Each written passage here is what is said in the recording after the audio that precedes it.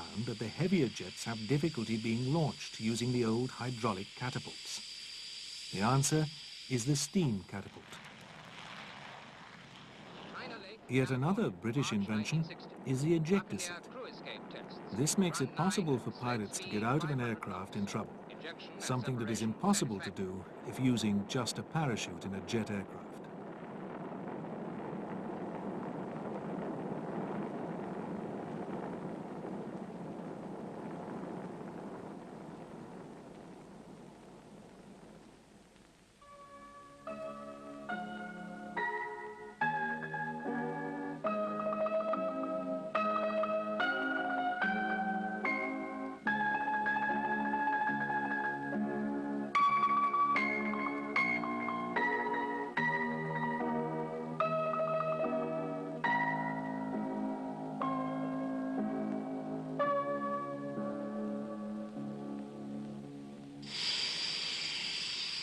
These inventions bring the Royal Navy back to the forefront of carrier technology.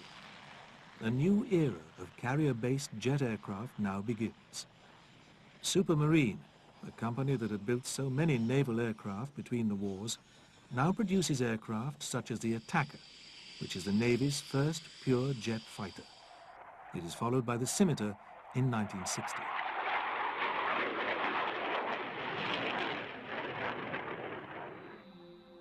Aircraft such as these are mixed on the flight decks of the new fleet carriers with the last of the remaining piston-engined aircraft. The zenith for the British carrier fleet is in the 1960s. The Navy now has fully operational fleet carriers that hold dozens of aircraft. They also have new aircraft to counter the threat from Soviet ships menacing the sea lanes. In the strike role is the Buccaneer. It is purpose-built to fly low and deliver either conventional bombs or a nuclear weapon. Its rugged design is perfect for the rigors of the flight deck with heavy landings and explosive takeoffs.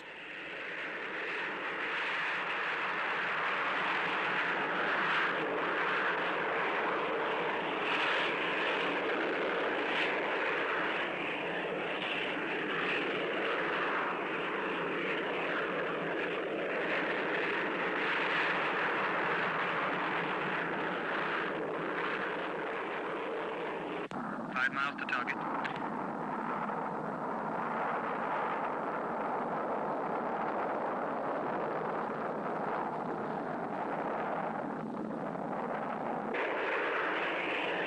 Okay, I see the lakes.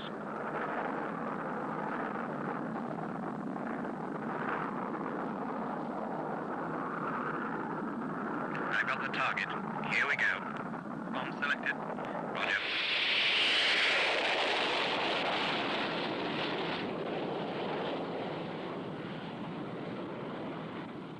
The chosen fighter is the marvelous Phantom.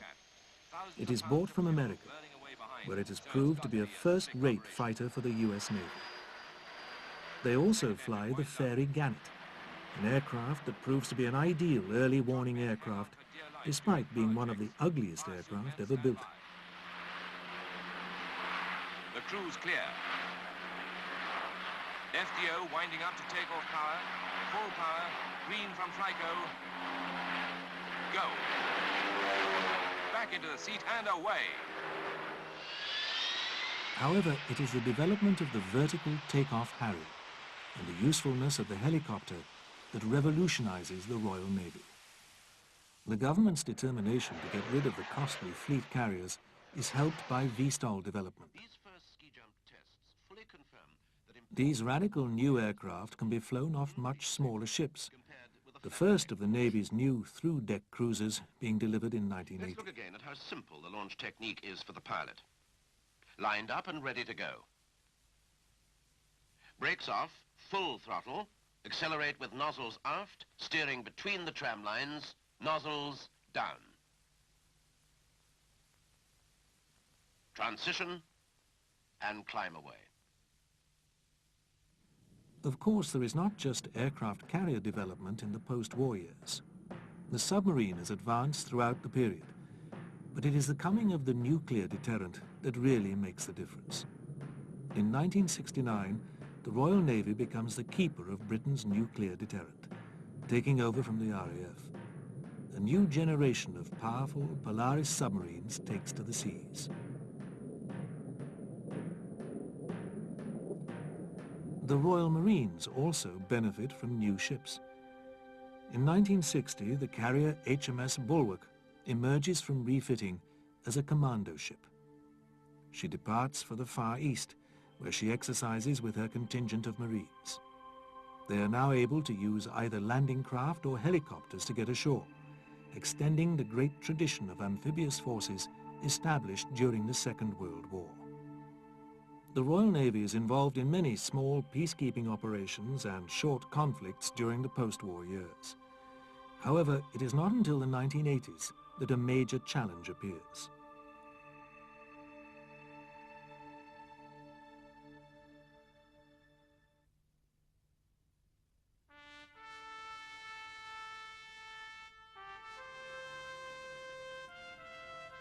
For the Royal Navy, 1982 is probably her most momentous year since the Second World War. On the night of the 1st of April, the Falkland Islands are invaded by Argentina, claiming the islands for themselves. Within 3 days, 2 aircraft carriers, the old HMS Hermes and the much newer HMS Invincible, sail for the South Atlantic. Hermes carries the flag of Rear Admiral Sandy Woodward, commander of the naval operation. The operation consists of 4 phases. First, the Navy has to sail to protect the sea lines of communication. The Falklands are thousands of miles away from Britain, and therefore the supply lines are extremely long. Secondly, they have to gain control of the sea and airspace around the islands. While Sea Harriers from Hermes attack the 2 airfields on the islands, others from Invincible, armed with Sidewinder missiles, maintain combat air patrols ready to attack any Argentine aircraft that attempt to attack the strike force. Several enemy aircraft are shot down. Over the next few days, the Royal Navy has mixed fortunes. On the 2nd of May, the submarine HMS Conqueror torpedoes and sinks the Argentine cruiser General Belgrano. Although she is outside the exclusion zone, she is considered too much of a threat and is dispatched to the bottom of the sea. However, 2 days later, the Type 42 destroyer HMS Sheffield is hit by an Exocet missile fired from an Argentine Superétendard. With the loss of these 2 ships, there is now full-scale war at sea.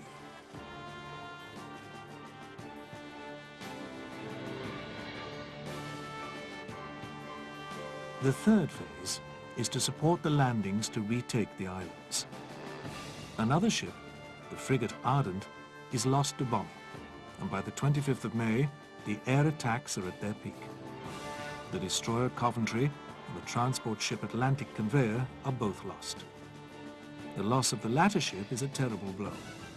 Despite having offloaded her Harriers, she still carried 10 helicopters and vast quantities of stores for the land campaign. On the 28th of May, the troops ashore move out of the beachhead. Now the Navy enters its final phase of the operation, that of supporting the land battle. On the 8th of June, a daring move to land troops at Bluff Cove in the southeast turns to disaster. First, the landing ship Sir Galahad is attacked and turned into a blazing wreck. Soon afterwards, her sister ship, Sir Tristram, is severely damaged. This attack by Argentine daggers and Skyhawks is one of the most damaging of the campaign. 57 troops and crew are killed, with many more wounded. However, a few days later, the war is over, and the British troops retake the islands and Argentina surrenders. Many lessons are learned from the Falklands campaign. The use of the Harrier is vindicated by the success of the air battle over the Falklands. However, there is concern over the ease with which ships of the task force are attacked. A new frigate, the Type 23, takes on board many of the lessons. More separate compartments are added to isolate damage and control the spread of fire and smoke. New air defense capabilities are also added. After the conflict, the British government reverses the earlier decision to reduce the size of the Navy. It also states that the Navy should be prepared for out-of-area operations as well as those in the waters around Britain. However, just a few years later, the end of the Cold War and the collapse of the Soviet Union leads the Treasury to slash millions from the defense budget. The main effects are to be the reduction of the Navy's submarine and surface fleets, leaving the carriers and the fleet air arm untouched. As the proposals go before Parliament, another war looms, this time in the Gulf. In 1990, Iraq, led by Saddam Hussein, invades and occupies Kuwait. Fearing for the future of their oil supplies and for the independence of Kuwait, the Western powers begin a build-up of troops, aircraft and ships in the Gulf. The Royal Navy plays a leading role in the blockade of Iraq, designed to force its withdrawal from Kuwait. However, blockade takes a long time to have an effect, and time and patience run out. During the war itself, minesweeping operations allow the Navy to operate surface ships far in advance of other naval forces, providing an advanced defense and early warning barrier. This enables Lynx helicopters to carry out a superb series of attacks on Iraqi naval units with their anti-ship missiles. After the Gulf War, the Navy is back to defending themselves against government cuts, despite the fact that they're expected to take part in NATO operations around the world. The next assignment is to enforce sanctions against the former states of Yugoslavia that had broken up after the fall of communism. Amongst others, the carrier Ark Royal patrols the Adriatic Sea, using her Harriers to great effect. When the sanctions prove to be ineffective, the Harriers go on the offensive.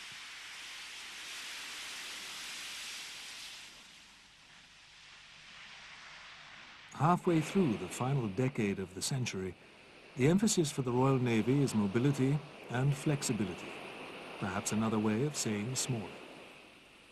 At the end of the 20th century, the Royal Navy is a slimmed-down force based on 3 main capabilities supported by escorts and other vital units. The most visible of these is maritime air power. The Navy has 3 aircraft carriers: HMS Invincible, Illustrious, and possibly the most famous name in naval history, Ark Royal. The core of each of these ships is their aircraft, and in the Sea Harrier FA-2, they have one of the most potent fighters in the world. Armed with the latest advanced medium-range air-to-air missiles, or AMRAAMs for short, they are fleet defense fighters par excellence. They also carry laser-guided bombs and Sea Eagle missiles, giving them an advanced strike capability.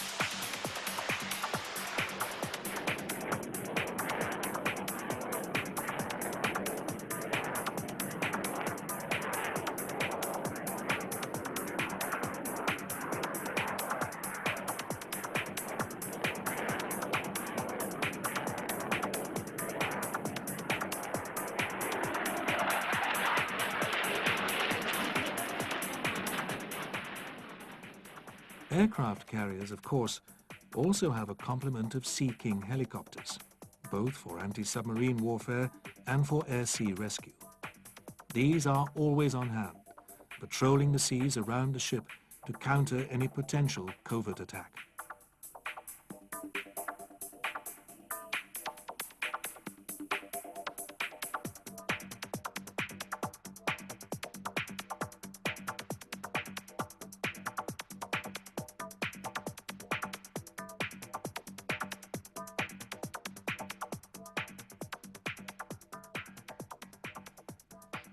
The Sea King has also been joined by an updated Lynx, the Mark 8, the latest anti-submarine and anti-ship helicopter.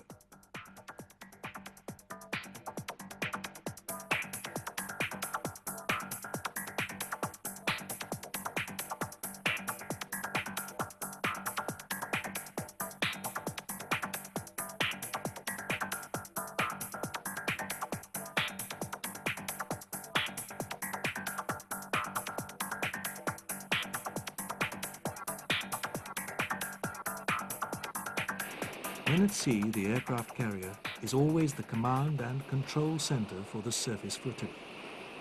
Surrounding her will be a small group of vessels vital to the everyday tasks of life at sea. There will be frigates, tasked to scan on and below the waves for enemy craft. There will be destroyers using their early warning radar and anti-aircraft missiles to ward off enemy air attacks. And there may well be a host of other vessels, all needed to keep naval operations going.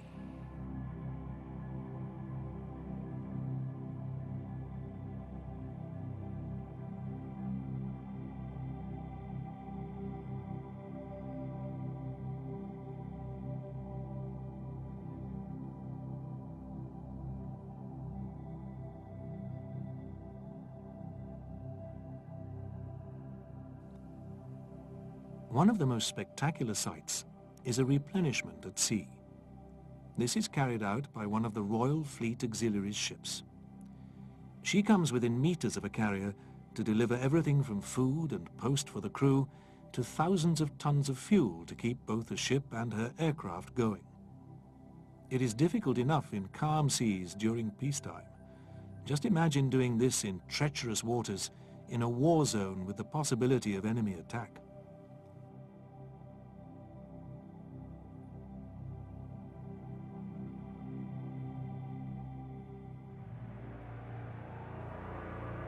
Just as the aircraft carrier is a highly visible force, so the submarine is the silent hunter, going about her business in the deep.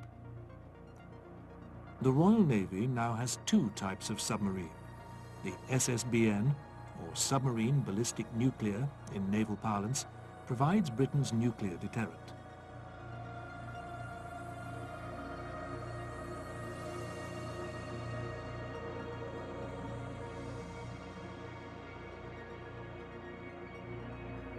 The SSN, or just plain submarine nuclear, provides a more conventional deterrent.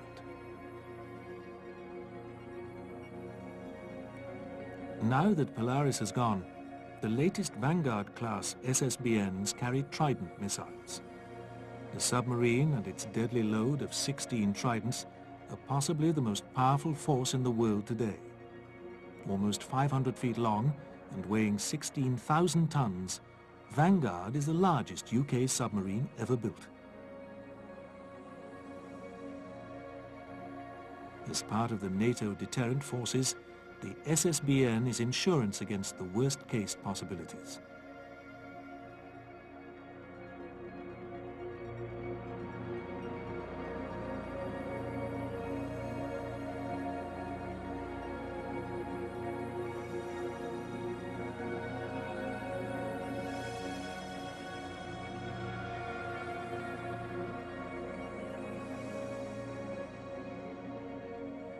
While the SSBN takes on a worldwide strategic role, the SSNs offer a more tactical approach.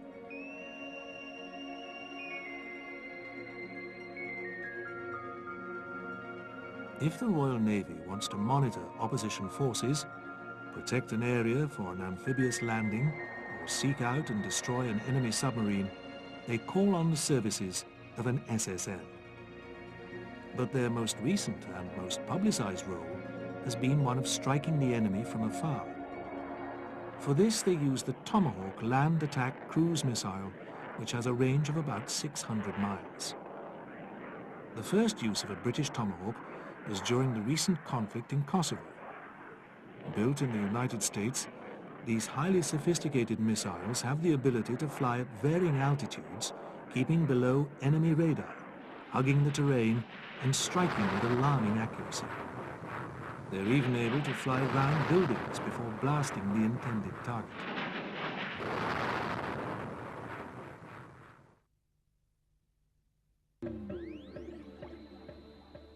Of course, none of the Royal Navy's submarines could be effective without a professional crew.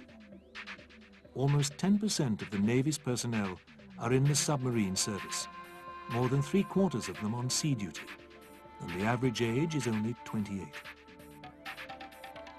The most tangible of the Royal Navy's capabilities is that performed by the Royal Marines.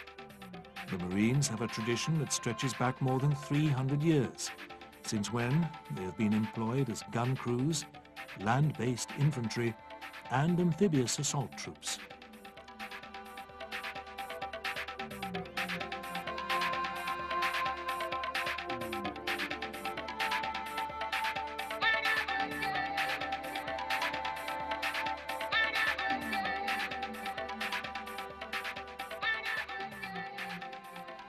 Now they are arguably the fittest and best trained troops in the world, passing all their tests with flying colours before being awarded the coveted Green Beret. 3 Commando Brigade Royal Marines is made up of 3 lightly armed commando units, each over 600 strong. Together they constitute a flexible, rapid reaction force in their own right. The word amphibious normally means that they come via the sea, but today's Marines can also be deployed from the air, carried and supported by the helicopters of the naval air squadrons. They also have artillery and engineering support from Army commando units. Basically, they are a go-anywhere, do-anything force.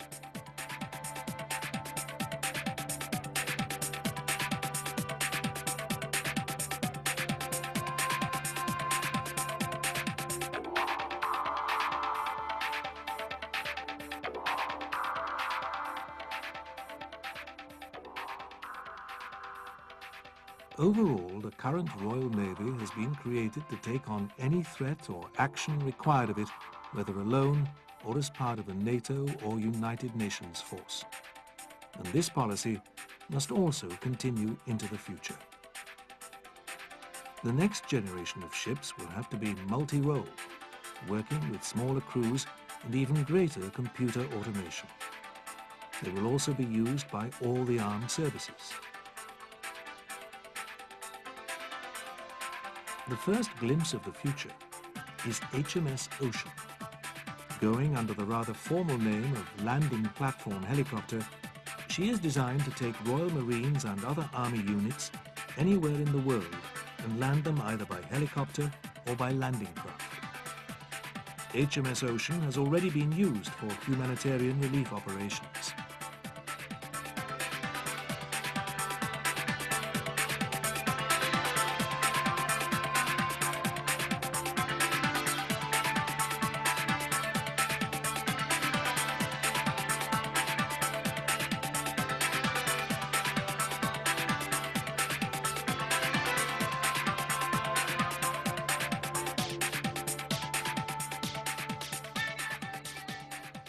Submarines will continue their current roles, with some of the older SSMs being replaced by newer ones.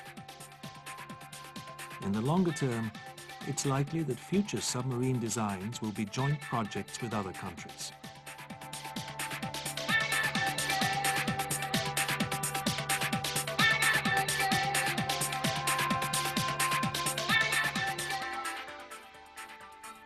But perhaps the most radical change will be in maritime air power. It is intended that aircraft carriers will still be the core of the Navy's surface flotillas, but the Harrier will be superseded within the next 10 to 20 years. Underway in the United States is a project called the Joint Strike Fighter. Futuristic it may be, but it will undoubtedly be stealthy, supersonic, and able to operate off anything from the giant US carriers to the smaller British ones. At that point, the carriers will need to be replaced.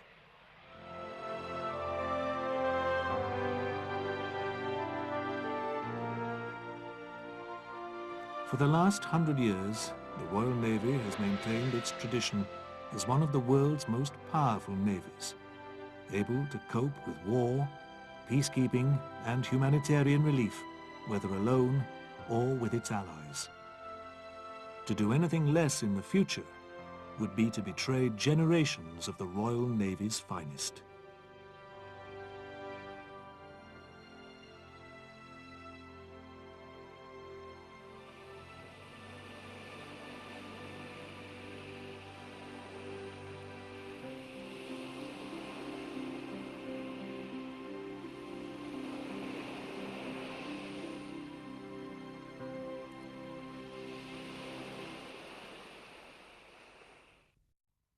Whatever your sport, whatever your interest, it's all available in the Century series from W.H. Smith and Green Umbrella.